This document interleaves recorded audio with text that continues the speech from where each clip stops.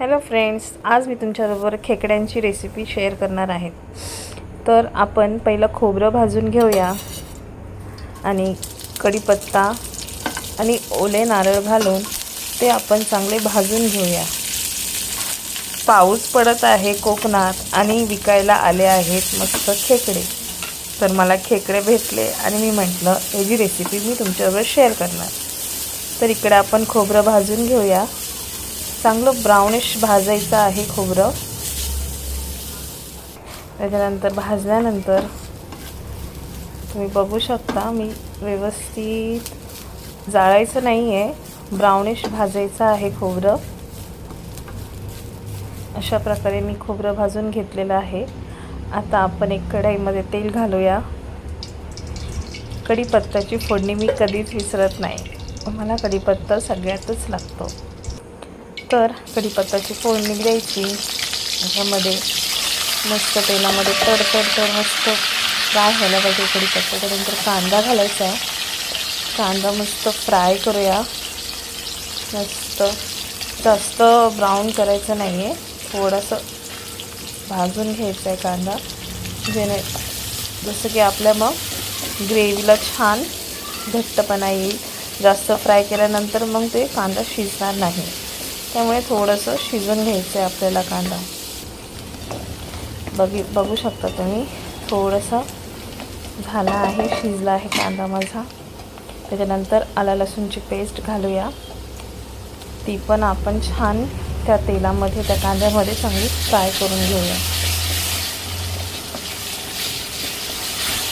छान अशी परतायची आहे, जेणेकरून आला लसूणचा कच्चा पण आहे तो निघून जाईल।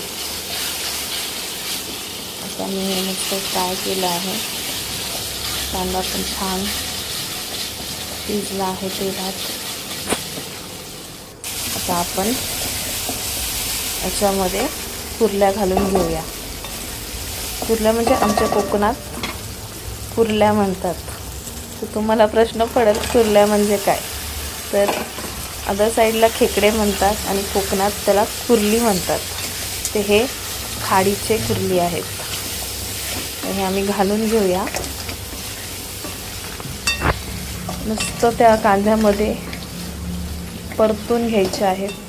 त्याच्यानंतर ते खेकड्यांचे पाय असतात त्याचा मिक्सरला लावून ज्यूस काढून घेतलेला आहे, तो आपण घालूया। ज्यूस काढायचा म्हणजे थोडंसं पाणी घालून मिक्सरला ते लावायचं आणि गाळून घ्यायचं आहे। आणि तो ज्यूस निघाल्यानंतर त्याच्यामध्ये हे खेकडे शिजून घ्यायचे आहेत। आणि मीठ थोडंच घालायचं आहे। त्याच्यानंतर बघा उकळी आली मस्त, त्याच्यामध्ये छान शिजले आहेत, ते छान असे उकडले आहेत।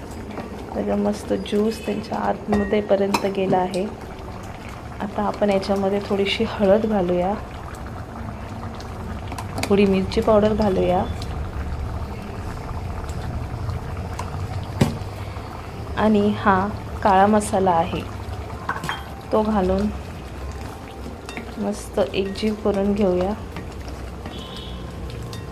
काळा मसाला म्हणजे गोडा मसाला नव्हे, तर हे कोल्हापुरी काळा मसाला आहे। त्याच्यामध्ये मटण पण छान होतं, चिकन, अशा ग्रेव्ही मस्त होतात। मला तर खूपच आवडतो तो मसाला। आणि याच्यामध्ये थोडंसं मीठ घालायचं आहे आणि 4-5 कोकम घालायचे आहेत। आणि थोड्या वेळेसाठी आपण ते शिजवणार आहोत। तर ह्याला थोड्या वेळेसाठी स्लो फ्लेमवर शिजवत ठेवायचं आहे। त्याच्यानंतर हे थोडंसं खोबरं घालून ते परतून घ्यायचं आहे। सुकं खोबरं नाही असेल तरी, ओलं खोबरं जरी नाही असेल तरी ओलं खोबऱ्याला तुम्ही थोडंसं परतून घेतला तरी ते मस्त लागतं। दरदरीत वाटून घ्यायचं आहे।